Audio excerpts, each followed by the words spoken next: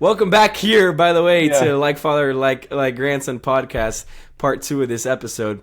But we were just talking about delayed gratification and also how do you have focus and consistency over time. Anyways, so I recently bought a fitness tracker. Right, this tracks my heart rate, my sleep, my steps, my workouts, my food. $99 actually, one time fee, no subscription. Not sponsored, but maybe later. And honestly, I'm making this video kind of like as a bait for people, saying, hey, if you don't have a fitness tracker, I think that says a lot about you. But I'm not actually talking about just fitness trackers. In my opinion, if you don't track something in your life, you don't give a crap about it. For example, you say you want to be financially free, but you're not even tracking your expenses. You don't have a budget. You're not tracking your investments. You say that you want to stop being a fat ass and finally, finally treat your body the way you should be because you only have one, but you don't track your workouts. You don't really have an idea of what you're eating, right? So, and again, this goes further than just a fitness tracker, but what I'm saying is like what isn't tracked can't be managed. And I know you guys, I mean, you guys do an amazing job of everything super organized, every expense, whatever, rent, everything on for your different properties, everything super, super organized. I think that's one of the things that's passed down to me. I mean, ever since I can remember, since I got my first debit card, I mean, I've been literally tracking every single one of my expenses ever. Like I'll pay for something and then I'll track it. And I think Rafa, that's another way to say that is what doesn't get measured doesn't get done, right? exactly what doesn't get measured doesn't get done. I appreciate you chiming in there. And exactly what doesn't measure doesn't get done. What you don't track can't be managed. What you don't track, you don't care about. So I think it's interesting that people really, really don't. I mean, I think people don't like feel like it's a lot of work to track stuff, or they feel like it's not necessary. But honestly, what I think is they are too worried to face the True, reality of things. yes. There's a lot of that. And the reality is, like, I think if people started tracking things, they'd realize that a lot of what they think they're doing is or what they think is happening in their life is a lot different than the reality of what's happening. For example, let's say they don't track your expenses. They think they're not spending that much. Then they go track it and they realize they're spending $1,000 on Instacart and Uber Eats, right? Or they think that they're working. Let's say someone's making phone calls for work. Let's just say that's their job. They're not tracking their phone calls. Oh, I had a horrible day today. Dude, you called 20 people only. You know what I'm trying to say? So, I mean, I know you guys have been super good about tracking your numbers, and numbers don't lie. So I don't know what do you guys have to put onto that, because that's been a staple of my life. That I'm implementing of my wife and our family, and You do that super well from a young age. That's great. Keep it up. yeah.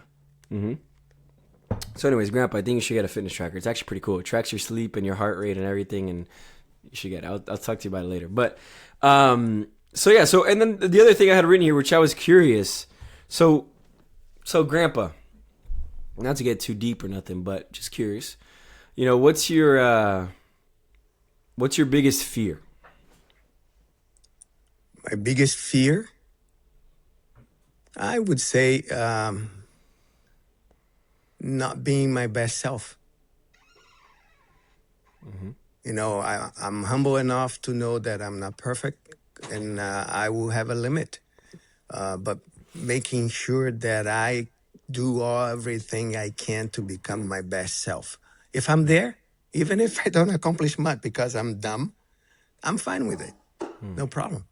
And as an example of that, and I think it's important to mention, uh, when our family, when I decided to come and live in the United States, that was one of those moments.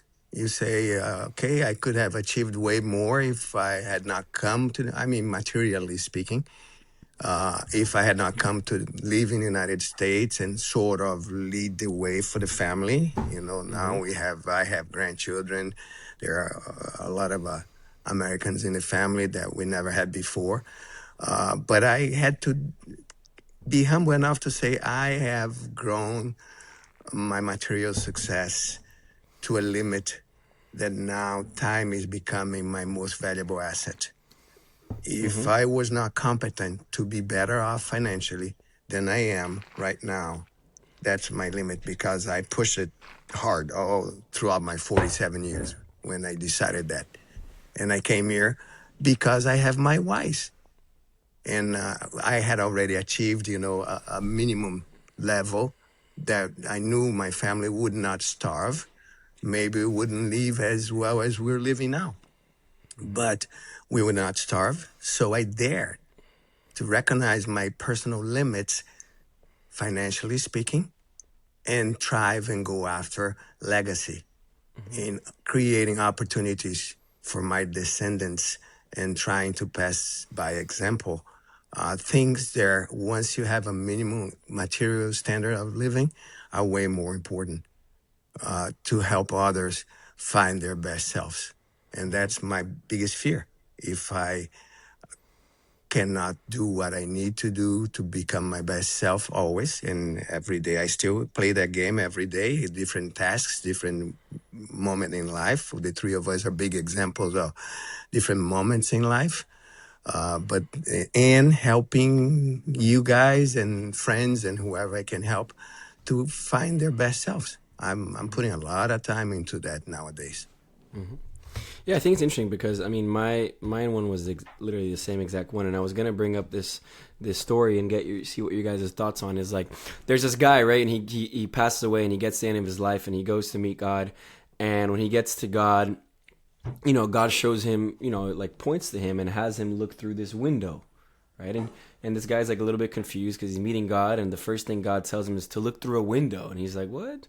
I just got here to meet my maker, and he's having me look through a window. Like, what is this? Anyway, so he goes to look through the window, and he looks through the window, and on the other side of the window, he sees this man. This man that he kind of recognized, but he doesn't really know who it is. He doesn't really recognize the man, right? And God tells him, hey, like, that's the person you could have been, but you didn't, right? And I think that's my biggest fear too. And so my whole thing is, okay, how can we make sure that when we get to that point, when we pass away and we go to meet God, when he shows us that window, it's really not a window, it's a mirror. And Because you are Rafa, that person. this anecdote, that is anchored in faith, is backed up by actual studies that have been done. So they ran a study where they interviewed hundreds of people that were of a certain age towards the end of their lives. I'm not sure if they were in their 80s or 90s or whatnot, but they were towards the latter years of their lives, right? So they interviewed these Mm-hmm. folks,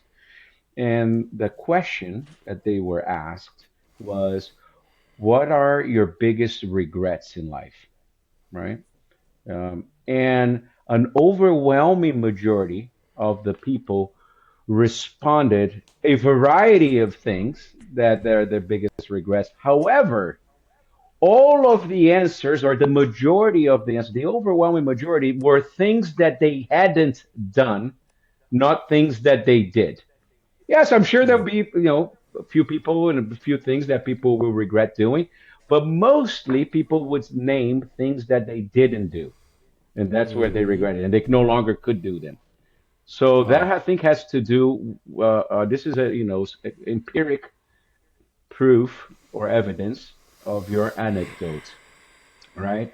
So from my perspective, when you think about those two things, God showing you through the window, or the research that they did in people towards the end of their lives, they kind of saying the same thing.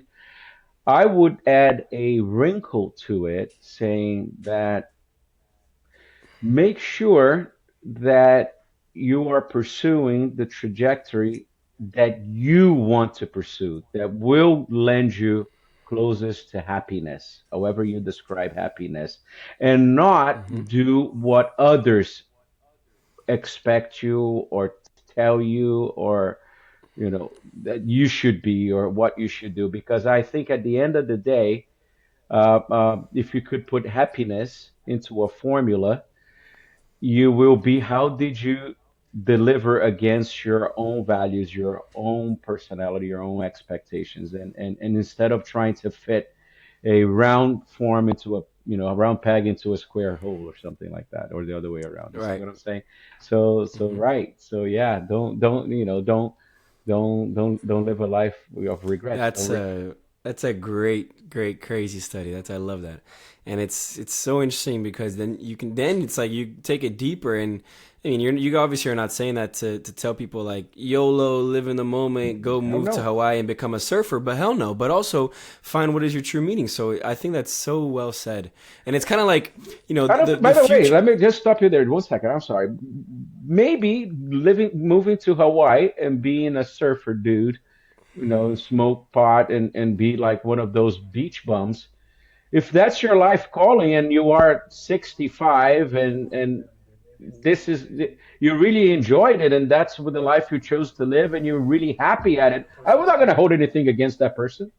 If Yeah, yeah, they're, yeah. as long as they're not doing anything against anybody, they're not affecting nobody. That's their life. Now, if their choice to be a beach bum, affects their kids if they were to have kids, or that's a different story, right? But if Right. That makes sense. that if it's their calling and their life, Mm-hmm. and it could be, I'm sure there would be, but I would also dare to say that of 20 people that say that they're going to live a life of being a beach bum and a surfer dude, maybe one of the 20 truly mean it and they're really that happy. And 19 of the other people will look back on when they're interviewed by that They'll researcher be regretting it. They'll and they'll be regret it. regretting, Yeah, yeah. maybe, I don't know. So, No, 100%, 100%. And you made me think about something too when you're saying that fantastic study. It's like, you know, I heard this quote and it goes, the future and the present battle for your attention, right? Because it's an interesting dynamic of wanting to prep and plan for your future and where you want to go, but also staying present in moments that you're never going to get back. So I thought that's an interesting one too. yeah, and that's true. But I think there's a way to get a double whammy there. There's a lot of things you can do in the present that will help you in the future, and you get two for the price of one. And whatever that may be. And I think it's back to that discipline. You do stuff today that you get pleasure for the stuff that will yield in Hmm. the future. That's so. What are That's you good. doing today? If you can make it pleasurable today and better in the future, even better. Like I'm sure like say working out. You really enjoy working out, don't you? Right? And working out, yeah, yeah. Working out, you're doing good for yourself today, but you're definitely doing good for yourself in the future. Right. Yeah, Investing, yeah. right? But saving. How about people treat saving as a bad thing? Like you're when you're saving, you're denying yourself the opportunity to have consumption. Right, right, right. But you're helping future you. Yeah, and how about that? Where's the, how about why don't you start calling some of the consumption waste? Right. Yeah, I'm sure That's if you great. drill down anyway. So we can give a thousand of examples around that. But 100%. how about your Beautiful. present self help your future self and find things that help both of those instead of having to That's choose true. between one or the other. Yeah, typically yeah, exactly. Things that serve you immediately typically don't serve you in the future, and things that serve your future self and not immediately are always positive. So, 100%. I wanted to before we round it off here, I wanted to play a little game real quick, and I'm calling this game. It's pick it up and preach. Okay, where the way the game works, I'd like to say all three of us are pretty bright and pretty good with words and on our feet. So we'll see how the two old men here see how quick their brain is at moving. So here's how the game goes: pick it up and preach. So I'm gonna pick up something, random thing. And I'm gonna show it to Leo. Okay, Leo has let's say 20 seconds to think, and he's got to talk for 30 to 60 seconds about it and make it philosophical and drive a point home and make it meaningful about a random thing. Then Leo will pick up something and show Grandpa. Grandpa will have 20 seconds. He's got to talk for at least about 40 seconds, a minute. And then same thing, Grandpa will pick up something and show me, and we'll see the ability that we have of taking a simple object and expanding it and driving it home to people's lives quickly. Okay, you guys up for it? So no more than a minute, right? Between 30 seconds and a minute. I want you guys to talk for around a minute. Yeah, you get 20 seconds to prep and a minute to talk. Boom. Okay. And about a random thing, you can't be prepared. Okay, you guys ready for it? Okay. All right, Leo, I'm gonna pick up something for you, and I'm gonna have you preach about it. Let me think about something here that'll be good for you to talk about. And You can't take let's more than 20 see. seconds to pick something up. All right, hold on. I'm gonna get something good here. Okay, let's do this. I think this might. I'll be interested how you do this. Okay, let's do a mouse. Okay, a mouse that you use to control a computer. We'll give you a couple seconds here to formulate your argument or to formulate your philosophical approach, and we'll have you start here in a little bit. And look, the goal is not to know, but you don't have to have it perfect, but just to expand. And I'm just curious to hear how our brains work. And so, Leo, if you're ready, Yep. take it away. All right. Well, we're going to be talking about a mouse, right? But we could be talking about any tool. And this is what the world allows us today. And back from the old days, right? The caveman would have the big stick that he would use to go out and hunt to feed his family. Now, and today we can talk about a mouse, right? Now, these are things that aid you, that help you, that assist you in achieving the goal. But them on itself, they're nothing. What really makes a mouse work is not the technology that is in it, but the person that is operating it. Woo! Same thing with the stick of the caveman. The same thing with the plane that is flying in the sky that takes you from America to Europe in a few hours, which used to take months on a boat that on itself doesn't sail anywhere. So I don't care what technology takes you. I don't care what the tool is, what the equipment is, or what is tomorrow's technology or equipment. It's always going to go back to the person that is using the technology, that is operating that mouse, and that is making that mouse be as efficient and productive as it can be. Wow, that was great. That was fire. That was great. I really enjoyed that. All right, that was really good. That was actually, I'm very impressed. Grandpa, you like that? What do you rate it? That was really good. Yeah, no, perfect. All right, Nothing Grandpa, to add at all. your go. All right, Leo, pick up something up for Grandpa, All right, I'm and going to he's give gonna. one to Grandpa that I think he's going to enjoy talking about. Okay? Okay, okay, a watch. Okay, a Oh, watch. A All watch. right, Grandpa, you got here 20 seconds to expand on a watch. All right, let us well, know when you're ready. I'm ready already. Go for it. Well, everybody knows that watches are meant to give us, the time. But the important thing that the watch doesn't give us is how much time do we have. It just tells us that time is going by. Is it time to go to sleep, to eat, to wake up, to do this, to do that? But what about it's just like a river flowing? It's not about the rate or the moment. It's about the amount of time because time is finite. Every one of us has a determined amount of time. And I see it, like I mentioned, I don't know, 10, 15 minutes ago. It's going to end, like it or not, harsh or not, it's going to end. So it goes back to our family point that use it wisely. When you're procrastinating anything, think about that you're wasting it.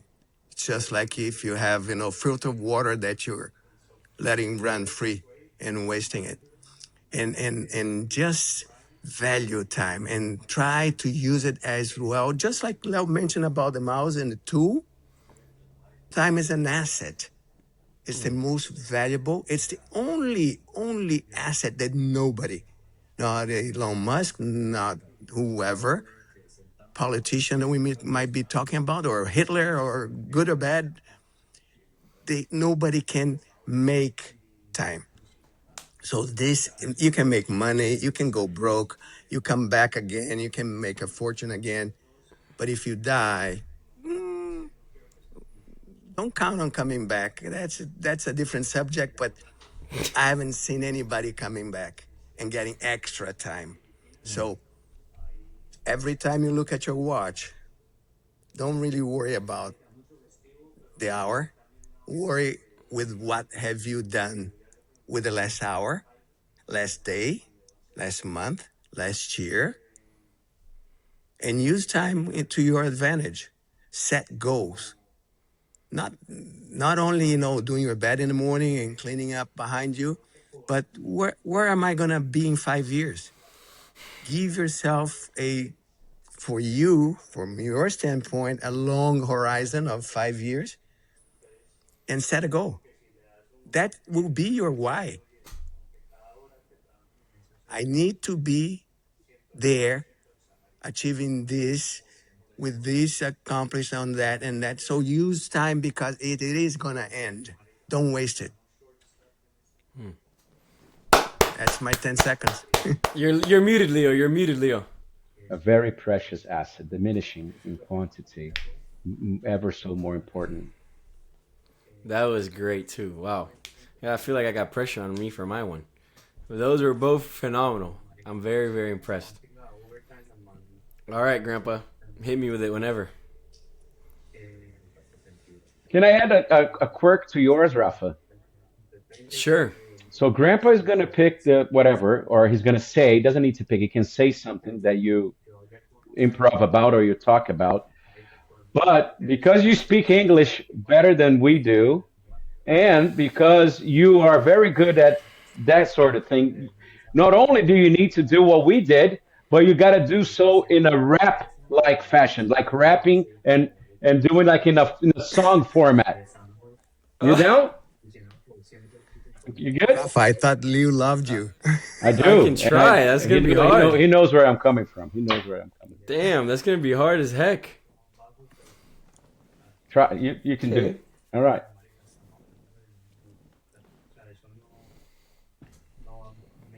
Okay. All right.